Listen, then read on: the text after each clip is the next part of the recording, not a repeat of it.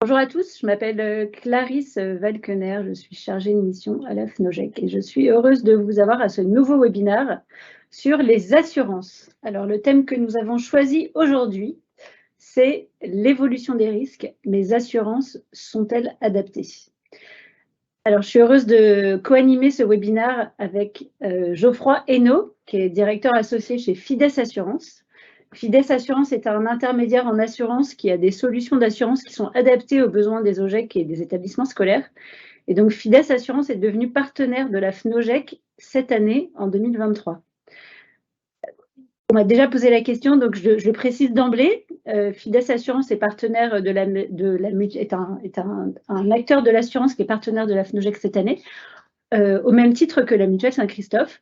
En fait, la FNOGEC a décidé cette année d'ouvrir ses partenariats à plusieurs sociétés d'assurance, de la même manière que la FNOGEC est partenaire de plusieurs banques ou de plusieurs experts comptables. Donc voilà, merci Geoffroy d'avoir accepté cette invitation. Je vous laisse vous présenter et je vous laisse la parole. Très bien, bonjour à tous. Donc, Geoffroy Hainaut, associé du cabinet Fides Assurance. Aujourd'hui, je viens vous parler de vos contrats d'assurance, les contrats d'assurance des établissements scolaires. On va essayer de présenter tout cela en 3 parties. Tout d'abord, les établissements scolaires, quel contrat pour quel risque? Ensuite, on va faire un point sur les nouveaux risques que vous avez à gérer et donc comment les assurances peuvent y répondre. Et enfin, quelques conseils pour bien choisir et gérer votre contrat d'assurance. Alors, un petit point technique dont je n'ai pas parlé, le webinaire durera 30 minutes et il y aura 15 minutes où on répondra à vos questions. Si vous avez des questions pendant le webinaire, n'hésitez pas à poser les questions dans la petite rubrique qui s'appelle Q&R. Et soit on y répondra au fur et à mesure, soit on prendra le temps d'y répondre à la fin. Très bien. Alors, pour commencer, je voulais juste revenir sur le principe de l'assurance. Donc, le principe de l'assurance, c'est de confier les conséquences financières d'aléas impactant les biens et les personnes qu'on ne peut ou qu'on ne souhaite pas garder à sa charge. En gros, l'idée, c'est que vous ayez une réelle prise de conscience des dommages que vous pouvez subir ou causer par votre activité et ainsi pouvoir déterminer quels sont les risques que vous confiez à un assureur ou ceux que vous assumez vous-même. Alors, le monde de l'assurance suit de très près l'évolution des différents risques. Alors, il y a des risques directement liés à votre activité d'établissement scolaire, mais aussi des risques liés qui concernent tout le monde, les particuliers ou les entreprises. Notamment, il y a une réelle augmentation des risques climatiques. En 10 ans, on constate qu'il y a plus de 175% de croissance de communes fortement exposées aux risques climatiques, donc ce qui génère beaucoup plus de fréquences dans les sinistres. Vous avez aussi les risques sanitaires. Alors aujourd'hui, en parler, c'est un peu plus facile après ce qu'on a vécu avec la pandémie de Covid-19. Vous avez aussi des nouveaux modes de transport, je pense notamment dans les villes avec toutes les trottinettes électriques, les vélos électriques et toutes les conséquences que ça peut avoir. Vous avez une grande accélération du numérique, c'est-à-dire que vos établissements sont de plus en plus équipés de matériel qui peuvent être onéreux. Vous avez tout le sujet de production d'énergie renouvelable, alors on y reviendra, mais sur les panneaux photovoltaïques, les pompes à chaleur, etc. Et enfin, des voyages à l'étranger, alors c'est pas nouveau, mais en revanche, ils sont toujours plus fréquents et toujours plus exposés à différents risques. Donc, si je comprends bien, il y a des risques, certains sont nouveaux, certains impactent les établissements scolaires et donc les établissements scolaires doivent mener cette réflexion sur la nécessité d'une couverture d'assurance pour se prémunir contre ces risques ou en tout cas de réfléchir à des techniques d'assurance pour se prémunir. C'est bien ça? Tout à fait. Tout à fait, et c'est pour ça que aujourd'hui, pour chaque risque, il existe un contrat et on va essayer de vous les exposer. Alors, le premier sujet, c'est la multirisque. Alors, c'est un contrat que vous connaissez bien puisque qui peut ressembler à votre assurance habitation de tous les jours, mais la multirisque est là pour assurer vos bâtiments, vos aménagements, votre mobilier et matériel d'exploitation ou vos différentes marchandises. L'activité de votre établissement, de votre école est directement liée à vos locaux. Donc sans locaux, vous aurez du mal à dispenser l'enseignement. C'est pour ça que la multirisque permet aussi la continuité de votre activité grâce à la garantie perte d'exploitation. Voilà, ça c'était pour les grands principes de la multirisque. Alors, il est important de signaler à votre assureur des nouveautés. Les nouveautés, on a essayé d'en citer quelques-unes. Alors, c'est très important de les signaler puisqu'il faut que votre risque soit toujours connu par l'assurance, par l'assureur, pour que l'assureur puisse adapter la prime collectée en fonction des dommages que vous pouvez subir.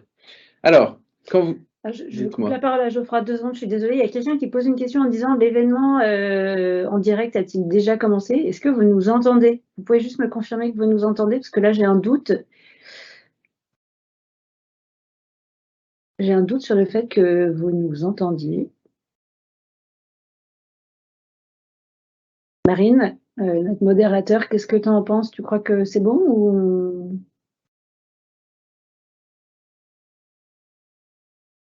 Bah, moi, je vous entends en tout cas très très bien. Est-ce que... Ah, j'ai un OK, donc ça veut dire que a priori ça marche bien. Il y a pas mal de personnes qui like et qui disent qu'ils entendent bien. OK, bon, donc c'est bon, on continue. Donc c'est bon. Désolé Geoffroy. Donc, il n'y a pas de problème.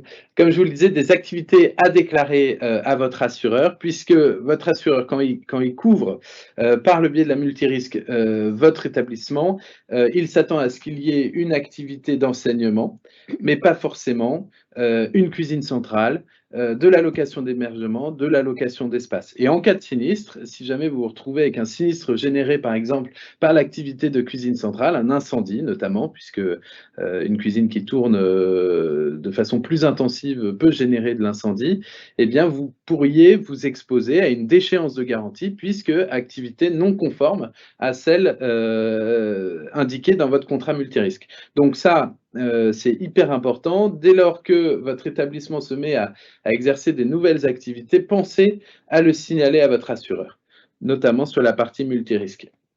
Alors ensuite, vous avez, et ça on me pose souvent la question, les matériels de production d'énergie renouvelable.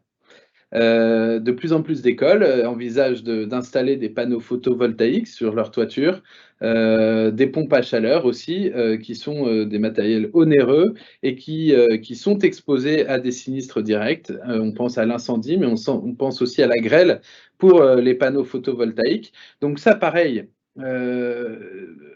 ayez le réflexe de signaler ces investissements à votre assureur afin qu'il puisse soit ouvrir la ligne de garantie, soit adapter les montants de la garantie sur votre contrat.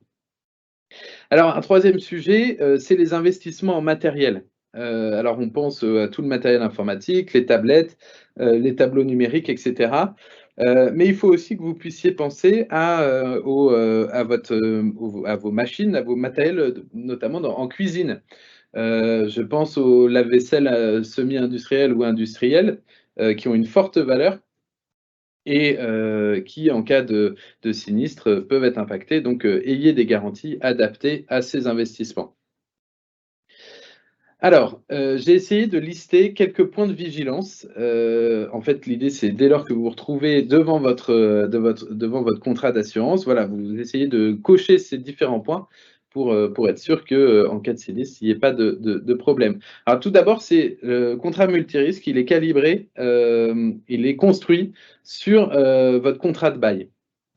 Voilà, vous savez que dans votre bail, qui organise la relation entre votre GEC et votre bailleur, il y a une clause assurance et c'est cette clause qui va déterminer qui prend en charge la partie immobilière, qui prend en charge la partie locataire, quel type de recours il peut y avoir, s'il y a des renonciations à recours ou pas. Souvent, je constate qu'on a un contrat d'assurance, il a toujours été fait comme ça, mais on ne pense pas forcément à se référencer au bail lorsque l'on envisage un changement. Évidemment, alors la superficie du bâtiment, donc c'est la superficie en général dans les contrats d'assurance, c'est toutes les parties construites, d'accord? Donc pas forcément les surfaces de cours de récréation, etc. Mais faites en sorte que ça corresponde. Le montant du contenu assuré, alors on en parlait tout à l'heure avec le matériel et le mobilier, donc c'est vraiment un exercice à faire, c'est de se dire, OK, ça peut brûler, de combien j'ai besoin pour pouvoir remettre en état alors les aménagements, etc., mais et puis racheter tout le contenu, donc le mobilier, matériel, etc.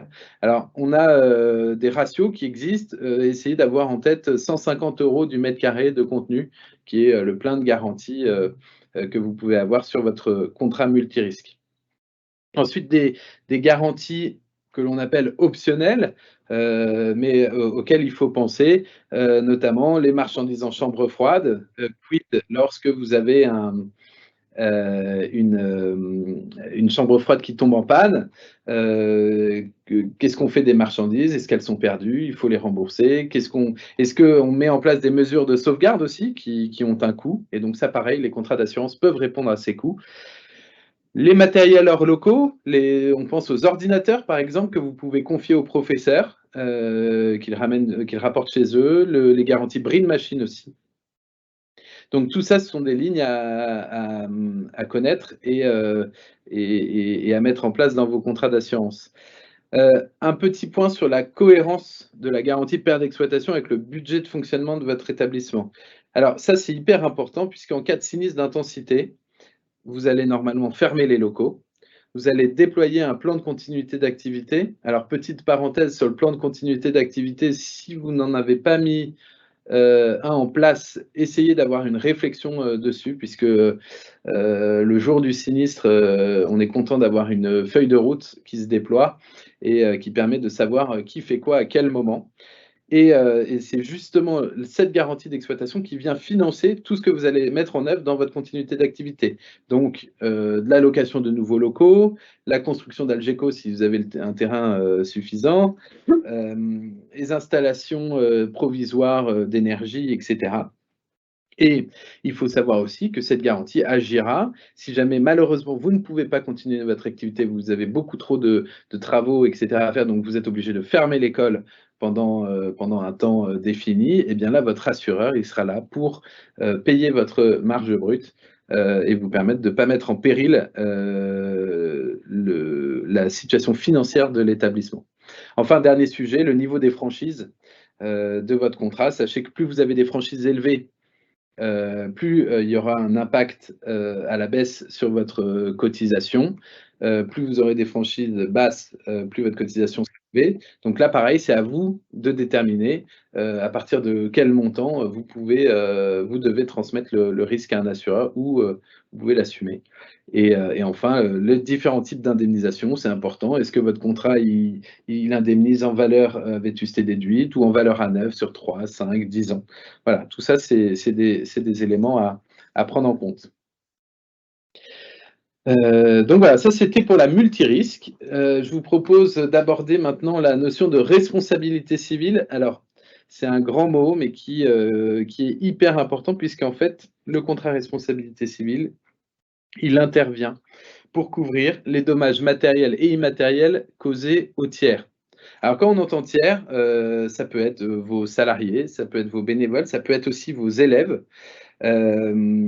Dites-vous que lorsque vous avez un accident du travail, par exemple, eh bien, vous avez une ligne dans votre contrat de responsabilité civile qui s'appelle la faute inexcusable, donc qui se mettra en place en cas de mise en cause par la sécurité sociale dans le cadre d'un accident du travail. Vous avez aussi tous les dommages corporels que vous pouvez causer, qui sont cette ligne est extrêmement importante, notamment dans le monde scolaire, puisque vous êtes entouré de personnes mineures, d'enfants, et donc le corporel est pris très au sérieux lors d'un dommage, lors d'un sinistre.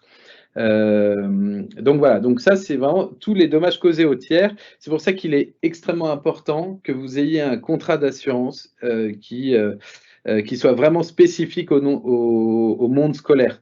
Vous voyez, dans un établissement scolaire, vous avez l'appel, vous avez l'association sportive, vous avez peut-être un Les parents BPE. accompagnateurs, de l'OGEC. Exactement, c'était une multitude de situations.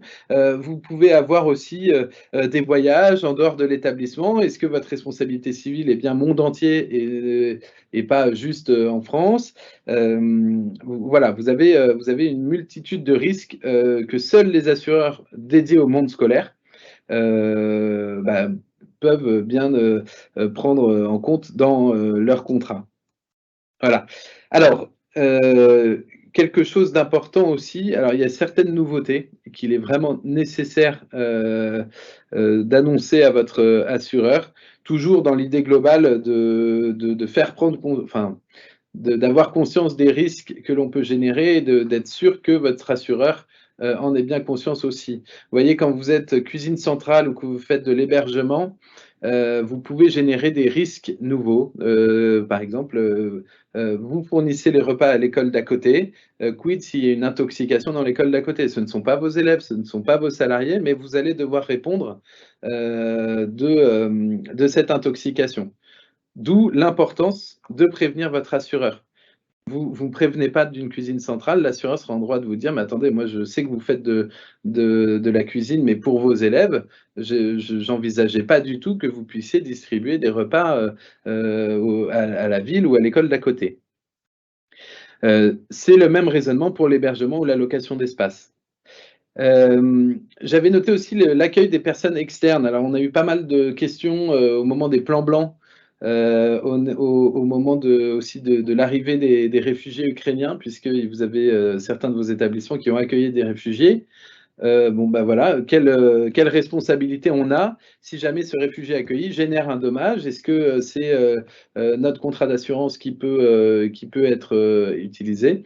Voilà, donc ça, c'est des choses importantes à avoir en tête.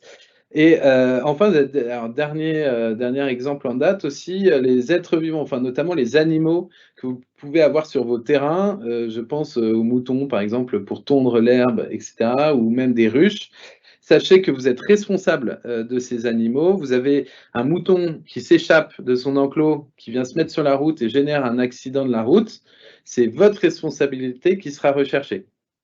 Et là, pareil, votre assureur n'est pas au courant, il est en droit de vous dire: «Mais attendez, aujourd'hui, je n'étais pas du tout censé savoir que vous aviez des animaux. Moi, c'est une exclusion dans mon contrat. Donc aujourd'hui, les dommages que vous avez générés, ils sont pour vous. Et l'assurance n'ira pas vous aider». Voilà, donc ça, c'était pour le principe de dommages causés au tiers. Alors, accolé à ce contrat de responsabilité civile, vous avez aussi des contrats connexes. Vous avez notamment la protection juridique. Protection juridique, c'est dès lors que vous avez un litige avec un fournisseur, avec un salarié aussi, dans le cadre d'un prud'homme, ou même avec un parent d'élève, ce type de contrat peut vous aider, tout d'abord en vous prodiguant des conseils, mais aussi en prenant en charge les frais de défense juridique de l'établissement. Voilà, donc on va prendre en charge les frais d'avocat, etc.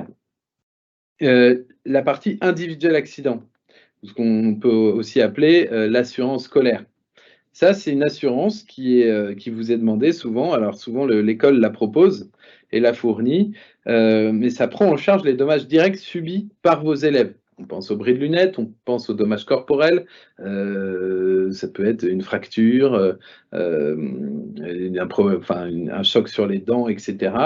Le fait d'avoir ce type d'assurance permet de répondre en dommages directs et de ne pas forcément avoir tout le processus de responsabilité civile, mise en cause de la responsabilité d'un élève. Donc on passe par la voie de recours entre différents contrats. Là, vous avez un principe d'indemnisation directe qui fluidifie largement tous les petits accidents que vous pouvez avoir dans vos cours de récréation ou cours de sport pendant l'année.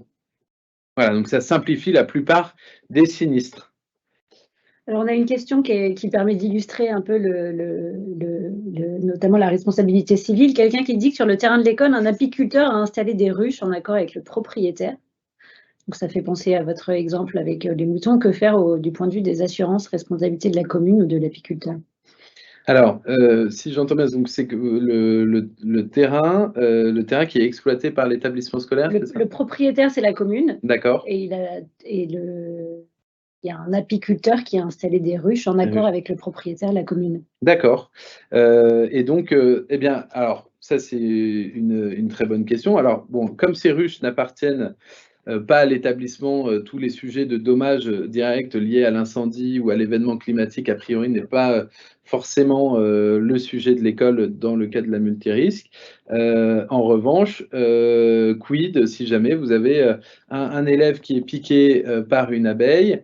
Est-ce que les parents sont bien au courant qu'il y a des ruches au sein de l'école, ou en tout cas sur le terrain utilisé par l'école? Et après voilà, c'est donc, je pense que ce qui est vraiment nécessaire d'indiquer, c'est les investissements, enfin, tout ce qui est propriété de l'établissement scolaire, puisque ça va avoir un impact direct avec sa responsabilité.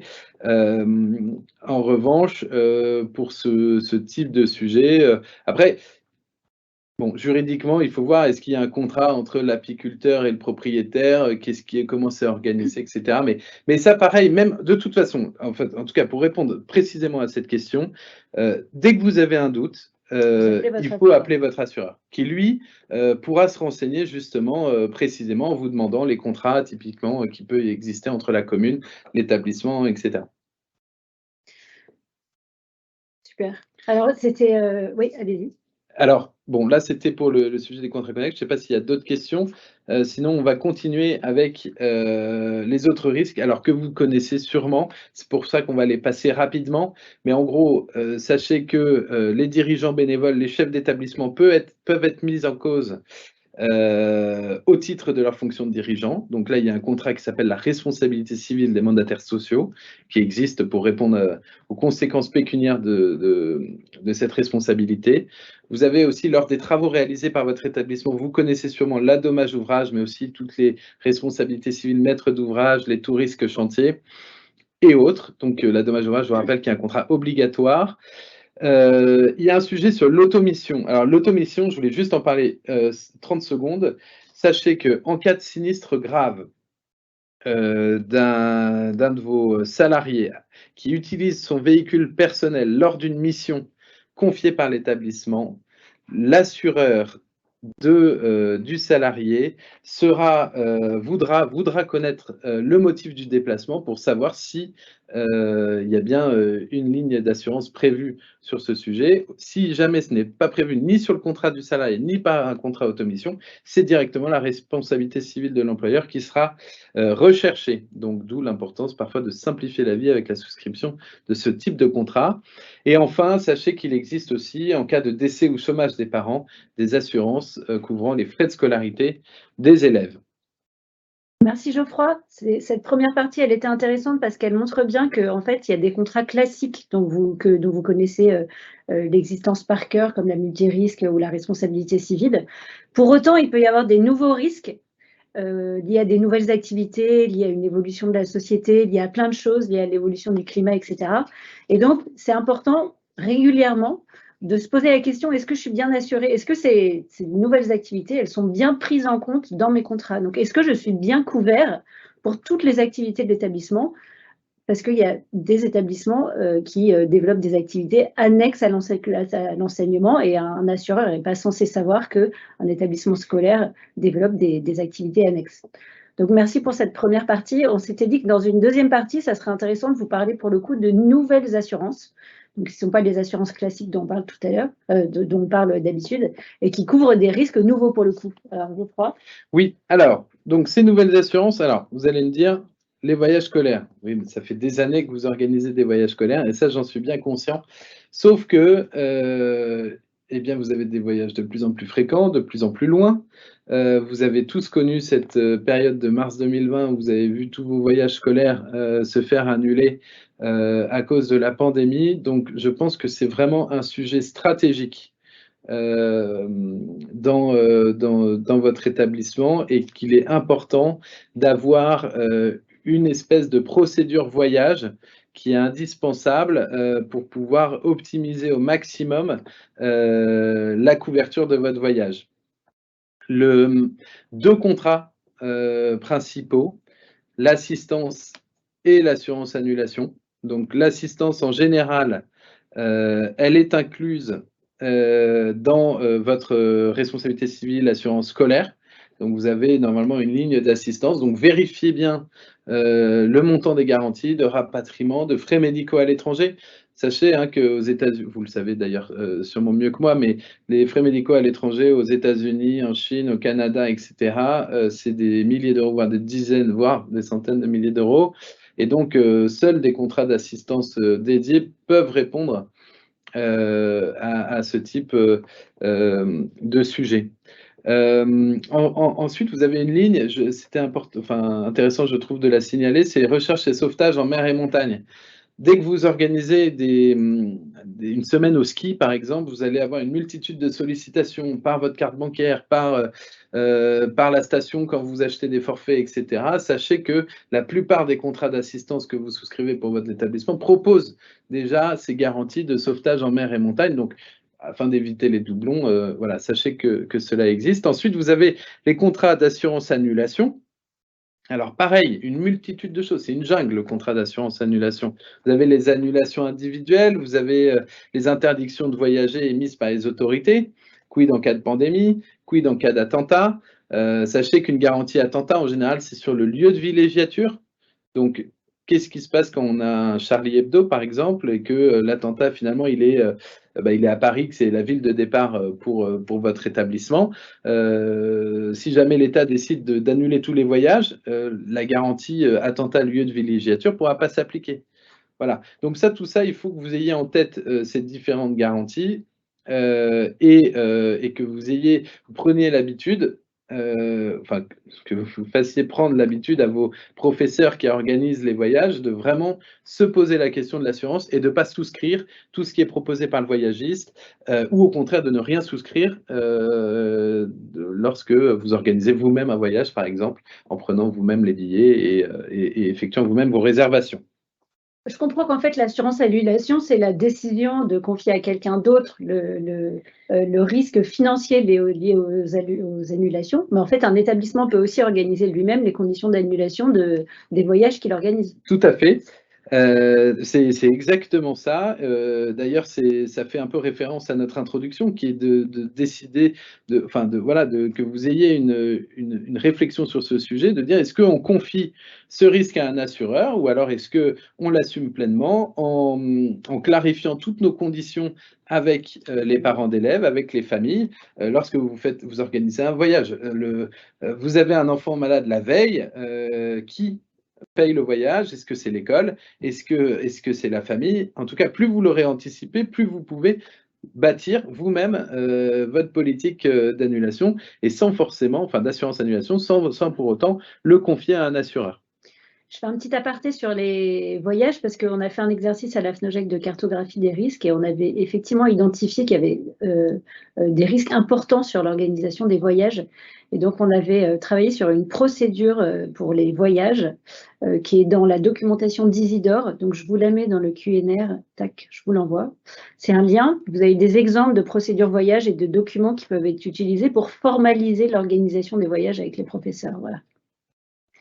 Oui, c'est vrai que moi, je me rends compte chaque jour au contact des établissements, c'est vraiment important d'avoir ces procédures bien mises en place.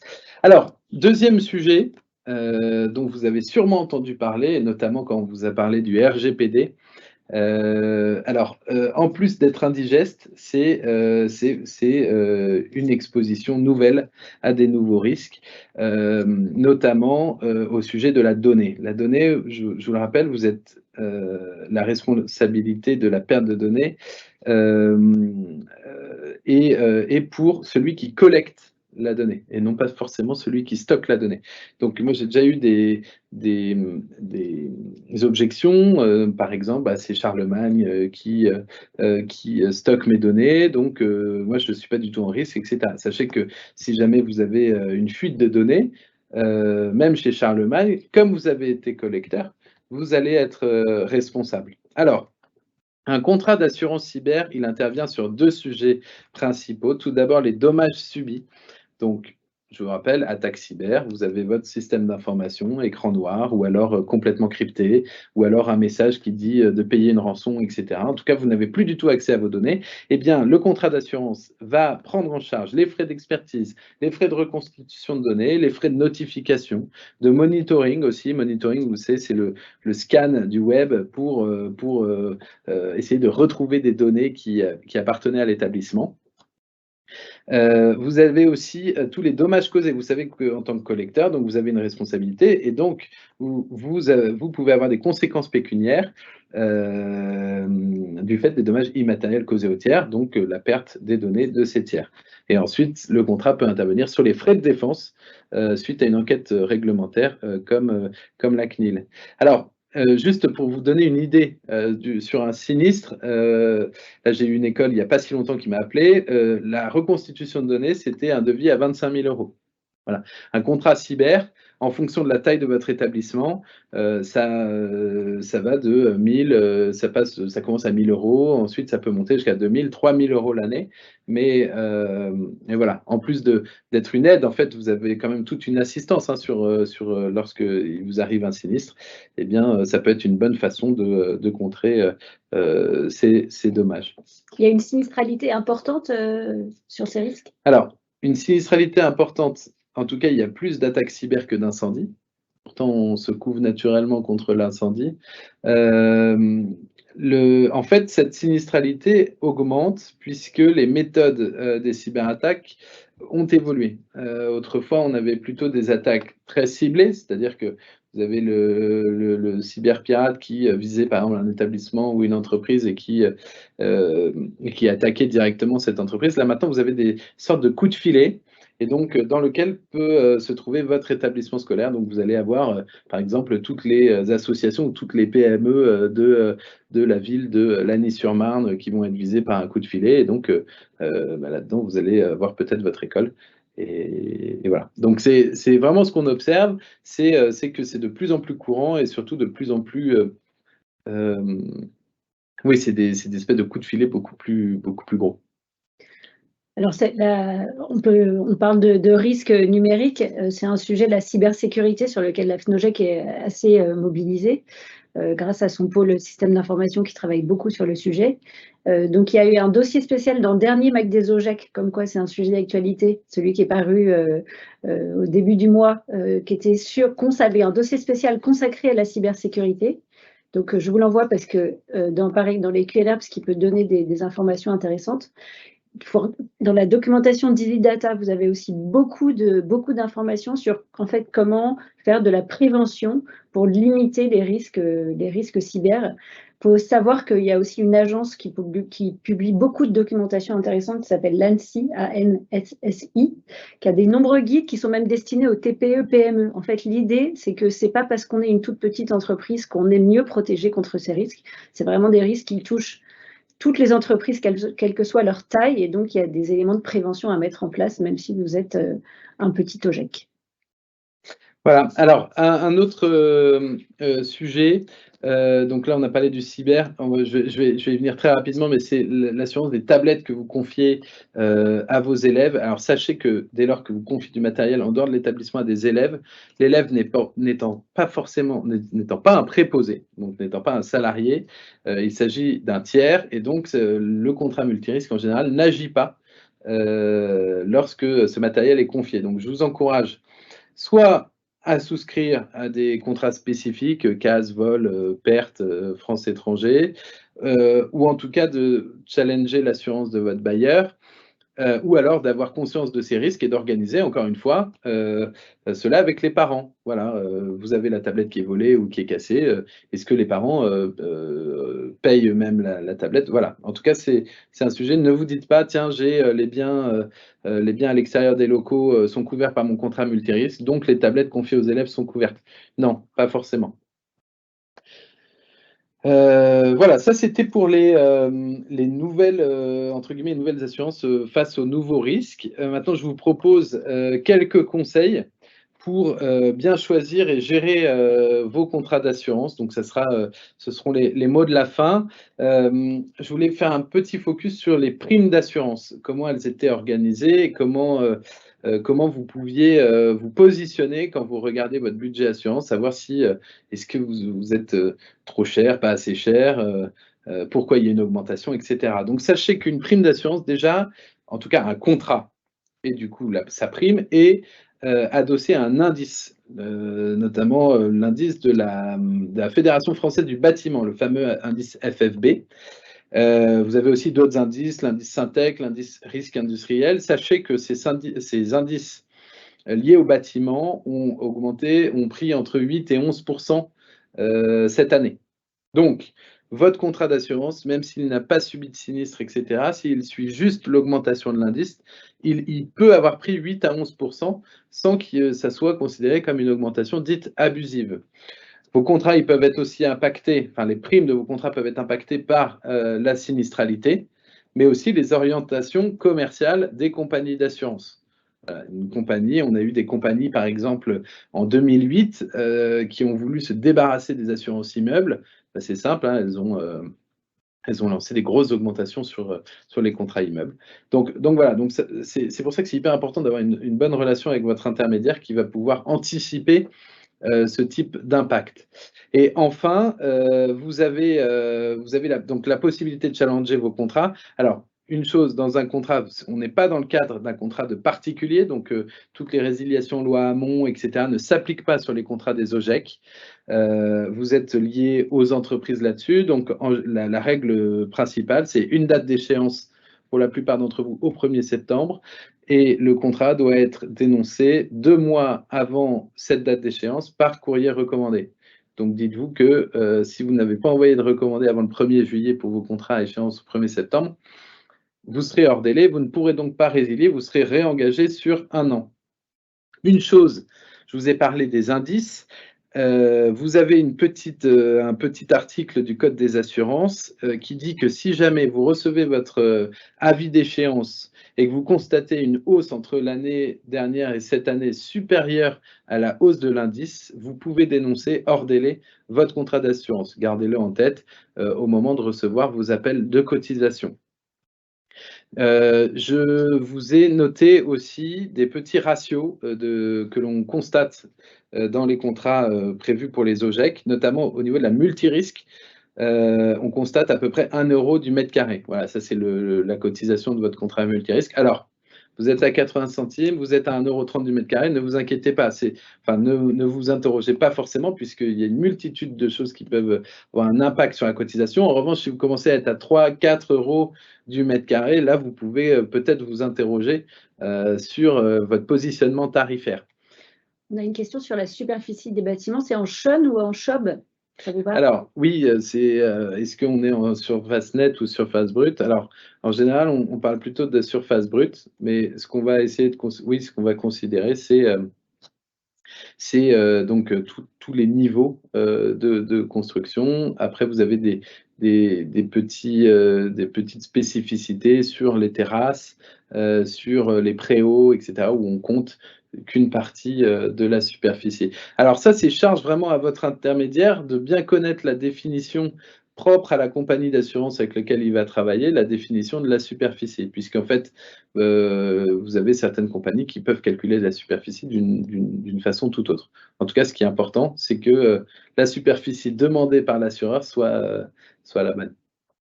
Donc une saine mesure de gestion, ça serait de se dire que si mon contrat, durant les 5 dernières années, alors que j'ai pas eu beaucoup de sinistralité, a augmenté bien plus fortement que les indices qui étaient prévus au contrat, il y a des chances qu'en mettant en concurrence mon contrat actuel, je puisse faire des économies en mettant en concurrence l'assureur. Tout à fait, puisque rien qu'avec le jeu de l'indice, finalement, vous subissez une augmentation qui, multipliée par le nombre d'années, peut commencer à avoir un impact non négligeable sur la cotisation. D'accord. Dernier sujet, sur la qualité de service qui est indispensable et qui permet une meilleure réactivité face aux sinistres. Donc on vous encourage à vraiment, lorsque que vous décidez de changer d'assureur ou en tout cas de faire un point sur vos contrats d'assurance. Certes, il y a les garanties, certes, il y a les contrats, certes, il y a les cotisations, mais il y a aussi tous les services à côté. Quelle relation commerciale vous avez? Est-ce que vous avez un interlocuteur dédié qui est disponible, qui est capable de répondre à vos questions rapidement? On les connaît, hein, les questions des établissements scolaires. Il y a un prof qui part avec un élève pour l'emmener à son stage ou je ne sais pas quoi. Est-ce que l'élève est bien couvert? Il se trouve qu'on se pose la question 1 heure avant le départ du professeur. Voilà. Et si vous avez un partenaire assureur réactif, vous pourrez prendre des bonnes décisions et autoriser ou non certaines pratiques. Ensuite, dans la gestion quotidienne pour vos équipes, les éditions d'attestation, la réactivité des différents services. Et enfin, la gestion du sinistre, puisque c'est quand même pour cela que vous payez une cotisation d'assurance. Comment elle est organisée? Est-ce que c'est une gestion individualisée? Est-ce que votre sinistre est envoyé sur une plateforme de gestion impersonnelle? Est-ce que votre interlocuteur vous propose un extranet pour fluidifier et simplifier la gestion? Voilà. En tout cas, tout ça, on constate que plus un établissement a conscience de ces risques, plus il peut être réactif face au sinistre. Voilà. Écoutez, en tout cas, je vous remercie de votre attention. Je vais peut-être conclure si vous le permettez. Allez-y, concluez et puis on a quelques questions auxquelles on va prendre le temps de répondre dans les 5 minutes qui viennent après. Super. Alors pour conclure, l'assurance, c'est vraiment un axe stratégique pour votre établissement scolaire. Il est hyper important de connaître ces risques, d'en avoir conscience et de faire connaître ces risques à son assureur.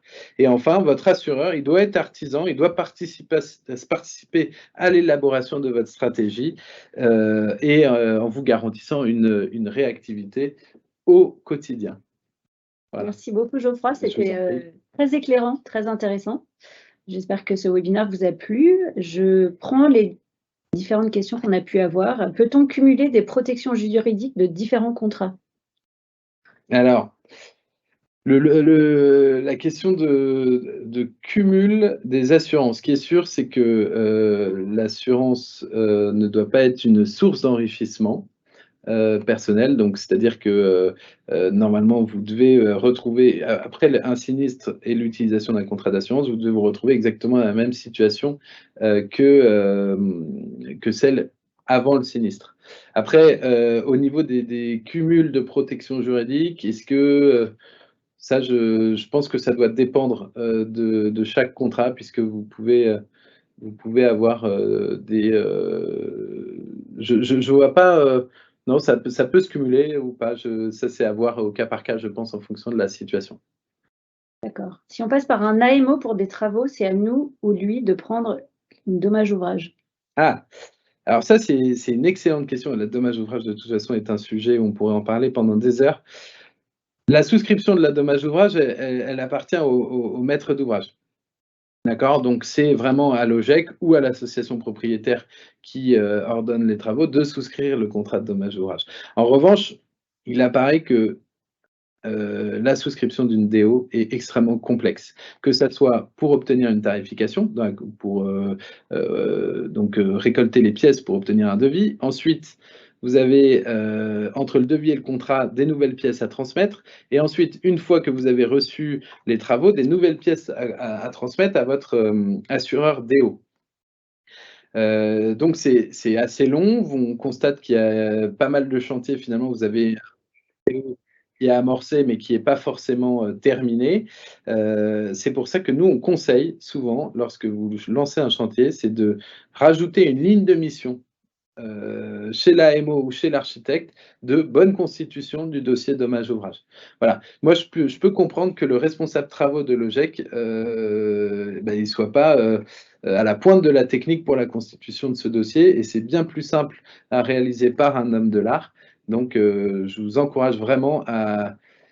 Si votre architecte vous dit attention, moi la DO je m'en occupe pas, etc., vraiment ayez une conversation avec lui, parce que c'est comme ça que vous mènerez à bien tous ces sujets. Sur les voyages, il y a quelqu'un qui dit: «Il me semble que le Covid est exclu de votre contrat pour la prise en charge à l'étranger». Oui, alors tout à fait, bah, en fait, voilà, alors ça, comme pareil, quand on parlait des contrats d'assurance voyage scolaire, attention, parce que, par exemple, le Covid, non, le Covid n'est pas exclu, si jamais vous avez, un élève qui est, testé positif au Covid, la veille du voyage ou, juste avant ou même, à l'aéroport avant de prendre l'avion, finalement, cet élève sera malade et donc pourra voir son voyage être remboursé. En revanche, effectivement, en cas, de reprise de pandémie et d'annulation des voyages, demandés, par les autorités, là, la plupart des contrats d'assurance, Oui, c'est pas quelque chose. annulation, C'est tout le monde vont exclure, ces motifs d'annulation pour pandémie. Oui, on a répondu présent au moment, en mars 2020, puisqu'on a remboursé les voyages, annulés, suite au Covid, puisqu'il n'y avait pas d'exclusion sur ce sujet, mais malheureusement, suite à tous ces voyages remboursés, l'assureur qui était Europe Assistance a demandé d'exclure la pandémie. Surtout qu'on ne sait pas encore, la situation n'est pas encore tout à fait rétablie. Voilà. En cas de changement de président d'OGEC, faut-il déclarer ce nouveau président à notre assureur? Alors, tout dépend Ça dépend. de votre contrat. Ouais. Et là, on va penser notamment au contrat responsabilité civile des mandataires sociaux. La plupart des contrats sont pas des contrats nominatifs. Donc, ça va être des contrats de fonction. Donc là, vous n'aurez pas besoin de déclarer à chaque fois qu'il y a un changement, au sein du bureau. En revanche, je vous invite à quand même poser la question à votre assureur: s'agit-il d'un contrat nominatif ou bien d'un contrat de fonction? Et auquel cas, le contrat de fonction, permet de pas avoir à faire de modifications, au fur et à mesure des années. Concernant le risque climatique, le fait que ces risques se renouvellent toutes les années et soient avérés, est-ce encore un risque et sera-t-il couvert dans l'avenir? Bâtiment qui se fissure, 3 petits points. Ouais, excellente question, et c'est, le grand questionnement, des assureurs et des réassureurs. Aujourd'hui, enfin, les traités de réassurance, parce que vous savez que les compagnies d'assurance sont réassurées, pour répondre justement, à l'intensité des sinistres, et la plupart des compagnies d'assurance françaises ont eu énormément de mal à se faire réassurer, enfin en tout cas à conclure des traités de réassurance. Donc c'est un sujet qui agite énormément la planète assurance en ce moment. Vous avez des compagnies qui ont décidé d'exclure d'ores et déjà certains risques, géolocalisés, dans ce qu'on appelle des zones, des zones à risque, des zones inondables, des zones, évidemment, on parlait de sécheresse, etc., tremblements de terre. Donc là, pareil, soyez vigilants à la compagnie d'assurance avec laquelle vous travaillez, ou en tout cas que votre intermédiaire soit vigilant à cela. Mais ça agite, clairement, c'est le sujet qui agite la planète assurance. On nous demande des précisions, plus d'explications, plus de précisions sur l'assurance annulation pour les voyages scolaires et sur l'assurance des ordinateurs confiés aux professeurs. Oui, alors, bon, c'est deux sujets différents. Les ordinateurs confiés aux professeurs, dans une garantie classique Brin Machine d'un contrat multirisque, seront couverts, contre le bris, ou le vol, etc., tout le matériel qui sera au sein des locaux. En revanche, vous avez des extensions de garantie qu'on appelle biens professionnels, à l'extérieur des locaux, ou transport de biens professionnels, etc. Et là, vous pouvez, avoir vos ordinateurs, les ordinateurs appartenant à l'OGEC et confiés aux professeurs, couverts en dehors des locaux contre le vol, contre la casse. Mais ça, pareil, ce sont des options, donc c'est vraiment sur votre contrat multirisque qu'il faut voir cela. Et ensuite, concernant les précisions sur les voyages scolaires, sur les assurances de voyages scolaires, je ne sais pas de quel type de Oui, précision, c'est vrai que c'est pas très, on pourra peut-être, on pourra faire, on pourra y répondre, après peut-être, vous nous précisez vos questions. Ouais, en tout cas, ce qui est sûr, c'est voilà, ce qui est important, c'est de bien faire la différence entre la partie assistance rapatriement et la partie assurance annulation, qui sont 2 risques totalement différents et il faut, pouvoir manager les 2 lorsque vous organisez un voyage. Sur les surfaces, je ne suis pas sûre qu'on ait été clair parce que la personne dit, je croyais qu'on ne parlait pas de shop, mais de surface plancher. En fait, ça va dépendre si j'ai bien compris, ça va dépendre des assurances? Alors effectivement, j'ai pas sous les yeux les définitions des superficies de toutes les compagnies d'assurance, de France et de Navarre.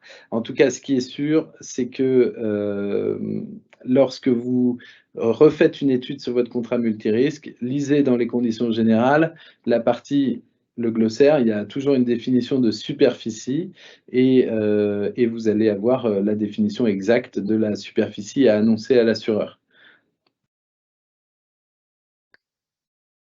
Et je vais prendre une dernière question. En dehors de ce type de nouvelles assurances, comme la cybersécurité notamment, est-ce qu'il n'est pas possible d'être couvert par une multirisque, par exemple? Ils ont été victimes d'une fraude au RIB. Ça doit être une fraude Ah oui. président. Oui. Le RIB ayant été modifié manuellement et virement fait à l'étranger, et nos assurances refusent de nous indemniser. Oui, alors, cette garantie fraude au président, c'est les usurpations d'identité, et cetera. Ce sont des options que vous trouvez dans les contrats justement cyber. Donc, on parlait tout à l'heure des contrats cyber, protection numérique. D'ailleurs, je ne vous ai pas parlé de cette option, parce qu'il a fallu être, concis, mais effectivement, c'est par ce type de contrat que vous pourriez être, indemnisé. Et cette question de multirisque, alors je l'ai déjà entendu, hein, c'est vrai que parfois on se dit: «Ce serait pas plus simple d'avoir un contrat, multirisque couvrant, et les locaux, contre l'incendie et cetera, mais aussi, toute la partie cyber». Alors aujourd'hui, les assureurs ont construit, leur protection ainsi, mais peut-être que demain, nous verrons des contrats, prenant en compte tous ces sujets. En tout cas, voilà, si vous voulez creuser cette fraude au président, c'est vraiment le contrat cyber risque, protection numérique qui pourra agir. Il y a des questions faciles, alors je vous les pose avant de clôturer, même si c'est un peu plus long parce que c'est facile. Pour l'automission, est-ce que la personne doit être munie d'un ordre de mission? Alors oui, en cas de sinistre, de toute façon, il faudra, fournir cet ordre de mission. Après, bon, l'essentiel, c'est que s'il n'y a pas l'ordre de mission dans la voiture au moment de l'accident, c'est pas très grave. Mais ce que l'assureur, voudra savoir, c'est est-ce qu'il s'agissait bien d'une mission ordonnée par l'établissement et voulue par l'établissement? Et les membres de l'OGEC sont-ils tous assurés individuellement? Alors là, là, c'est peut-être l'histoire de la responsabilité civile des mandataires sociaux.